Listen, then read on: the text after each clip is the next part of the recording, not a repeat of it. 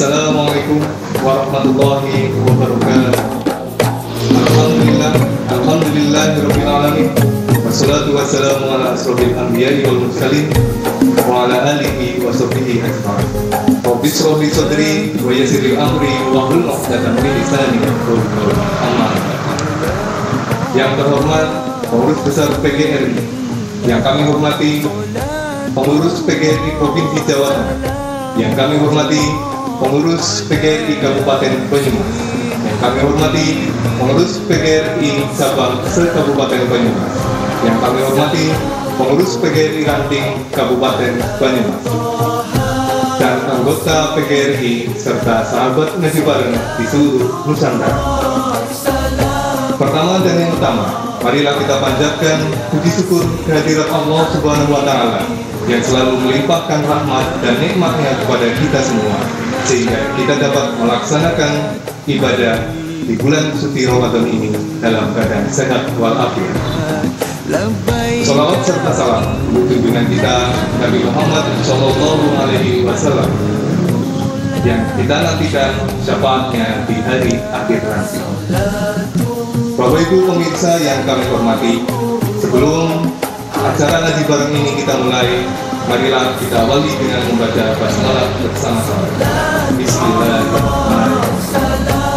Bapak Ibu pemirsa ngaji bareng yang kami hormati, marilah kita bersama-sama menyimak ngaji bareng yang nanti akan disampaikan oleh narasumber kita, Bapak Suwarso SPD selaku Kepala SD Negeri 3 Tukuwalu, Korwil Cang Dinding Kembaran. Kepada Bapak Suwarso SPD kami persilakan. Assalamualaikum warahmatullahi wabarakatuh. Alhamdulillahirabbil alamin. Hadzana liyadza wa ma kunna linahtadiya laula Allah. Asyhadu an la ilaha illallah wa asyhadu anna Muhammadan abduhu wa rasuluh.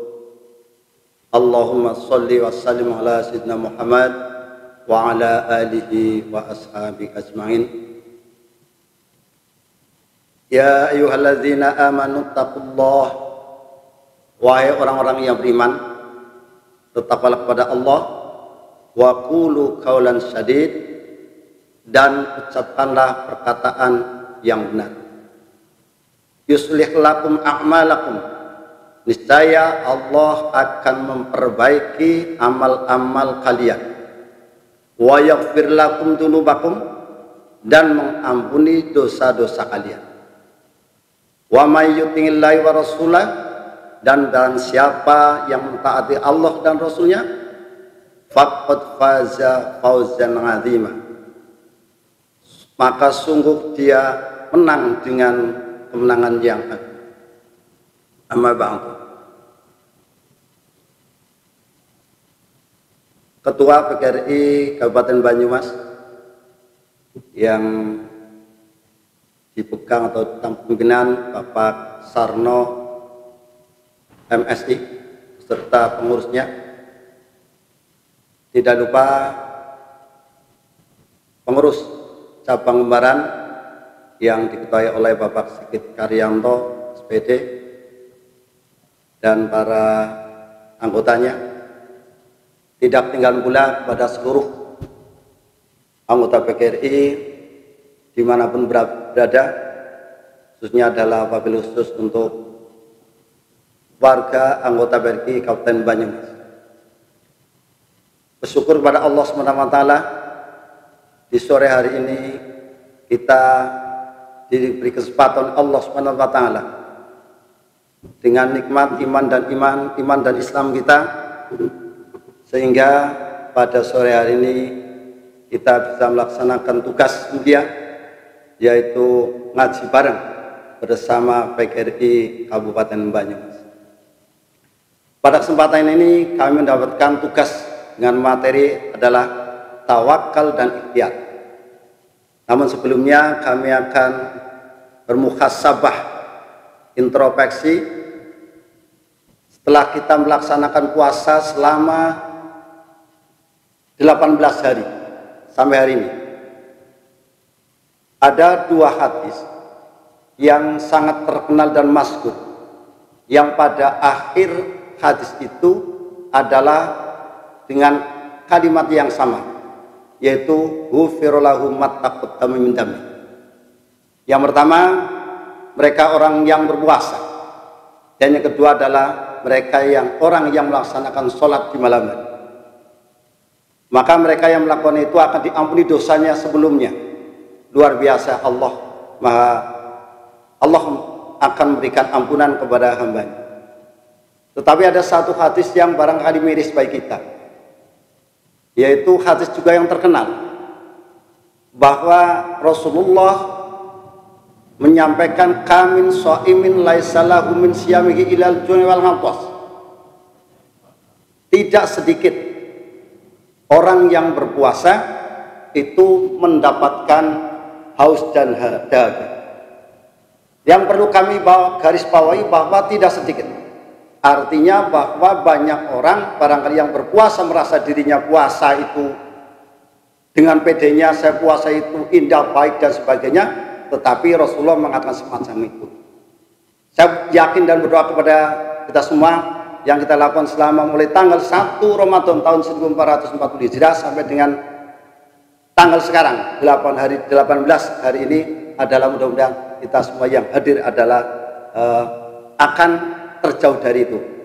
Kita akan termasuk orang yang ghufira lahum ma taqaddama min dami. Para pemirsa rahimakumullah,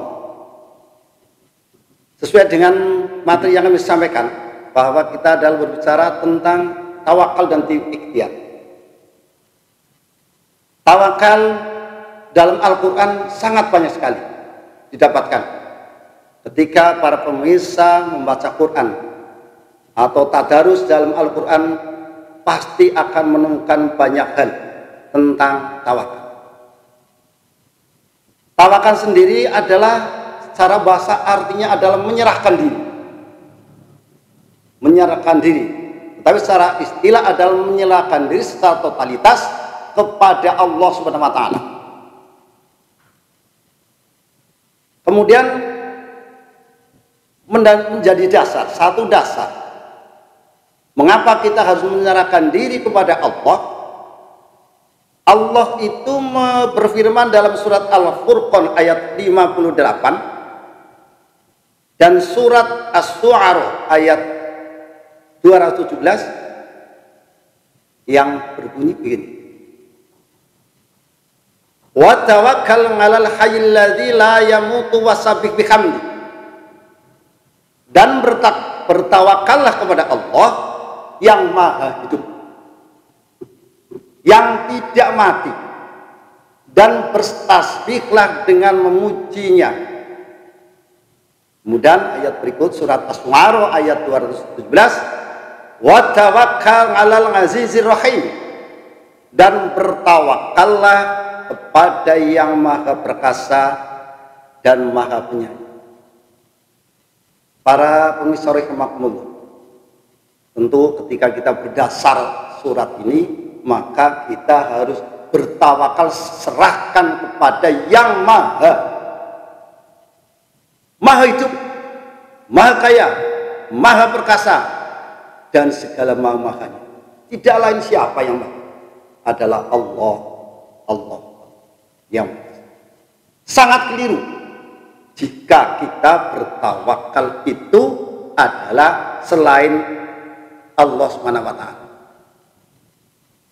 Dan kita sangat keliru sekali apabila kita bertawakal kepada barang-barang atau hal-hal yang mati. Para hadir, para pemirsa rahimahullah, pada dasarnya manusia adalah lemah. Bahasa Al-Qurannya adalah manusia dhaif, tidak punya kekuatan apapun kecuali dari Allah SWT. Kemudian manusia tentu banyak kebutuhan, banyak keinginan, banyak impian, banyak cita-cita.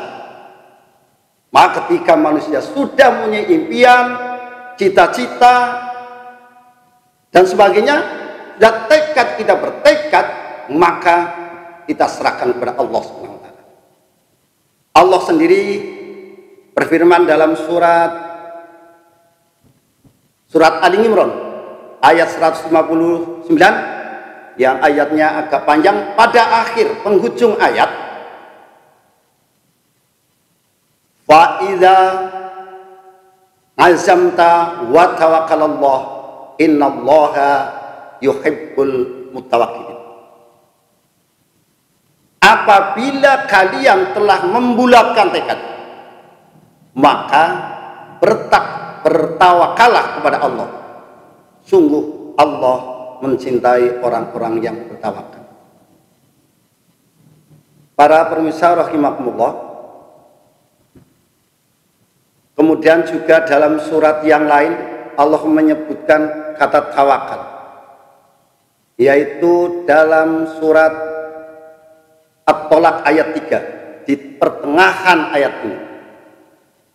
Wa may yatawakkal 'alallah wa huwa hasbuh. Dan barang siapa yang bertawakal kepada Allah, niscaya Allah akan mencukupkan keperluannya. Para pemirsa rahimakumullah, ketika kita berbicara tawakal dengan ikhtiar, kami gambarkan dua sisi mata uang yang tidak bisa dipisahkan. Ketika uang itu dipisahkan, tidak ada artinya, tidak ada gunanya. Yang tadinya laku untuk membeli, ketika sudah dipisahkan, maka uang itu menjadi rusak dan tidak bisa digunakan. Begitu juga dengan tawakal dan ikhtiar. Kita tawakal kepada Allah, pasti ikhtiar juga harus kita lakukan. Karena apa? Rasulullah SAW dalam sebuah hadis yang diriwayatkan oleh Imam Tirmidzi, yang artinya dari Anas bin Malik berkata, seorang laki-laki kepada Rasulullah SAW, apakah aku ikat untaku dan bertawakal, atau aku biarkan dan bertawakal ya Rasulullah? Rasulullah bersabda, ikatlah dan bertawakallah. Para pemirsa, riwayat sebuah hadis ini satu pelajaran bagi kita.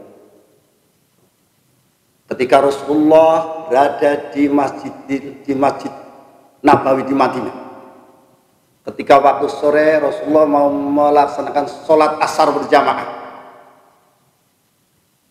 kemudian datanglah seorang laki-laki yang membawa kendaraan mewah pada waktu itu.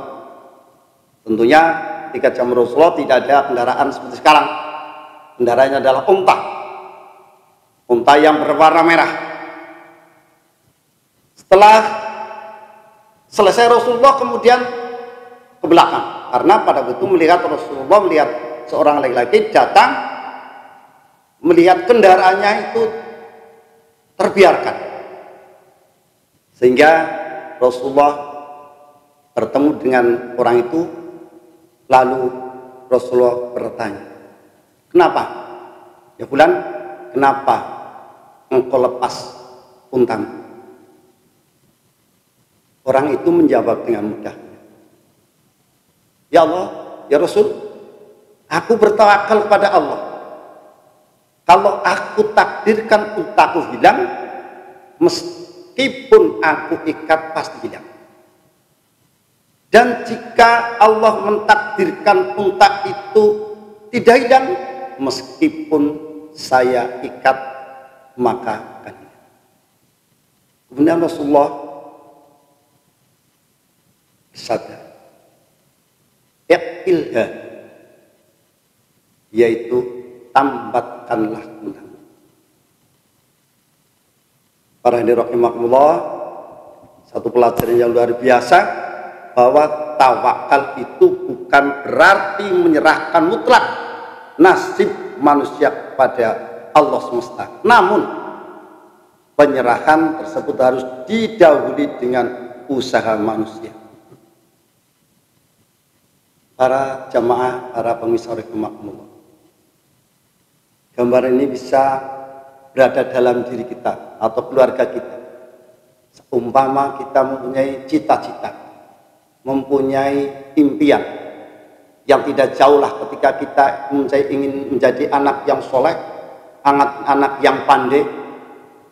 Tentunya ketika kita sudah berdoa kepada Allah, Rabbi habli minas sholihin, Rabbi habli minas sholihin, tentunya ikhtiar kita adalah anak kita disekolahkan untuk mencari kepandaian. Para pemirsa, itu gambaran bahwa ikhtiar tawakal dan ikhtiar tidak bisa dipisah-pisahkan. Sehingga seperti kami gambarkan tadi, tawakal dan ikhtiar ada satu mata, sisi mata, dua sisi mata uang yang tidak bisa terlepaskan. Ikhtiar adalah usaha sungguh-sungguh secara lahiriah, tetapi ketika tawakal adalah usaha dengan sungguh-sungguh batiniah. Jadi antara batiniah dan lahiriah harus kita berjalan sama. Sangat tidak etis ketika kita hanya tawakal melulu, bahkan ikhtiar melulu, sehingga ikhtiar dan tawakal harus kita berjalan dengan sama. Para pemirsa, itulah yang kami sampaikan, mudah-mudahan ada manfaatnya dan barangkali dalam penyampaian kami dari kami sendiri apabila ada kesalahan dan ucapan yang kurang benar, tidak lain adalah kami mohon maaf yang sebesar-besarnya. Kami tutup dengan kafaratul majlis. Subhanakallahumma wa bihamdika asyhadu an la ilaha illa anta astaghfiruka wa atubu ilaik. Assalamualaikum warahmatullahi wabarakatuh. Kami sampaikan terima kasih atas materi yang telah disampaikan. Semoga kita dapat mengambil hikmah dan pelajaran tentang tawakal dan ikhtiar. Semoga kita dapat menjalani hidup ini dengan baik. Bapak Ibu pemirsa ngaji bareng yang dirahmati oleh Allah, mari kita akhiri acara ngaji bareng ini dengan membaca hamdalah bersama-sama. Alhamdulillahirabbil alamin. Kami sampaikan terima kasih dan permohonan maaf apabila ada salah dan kekurangannya.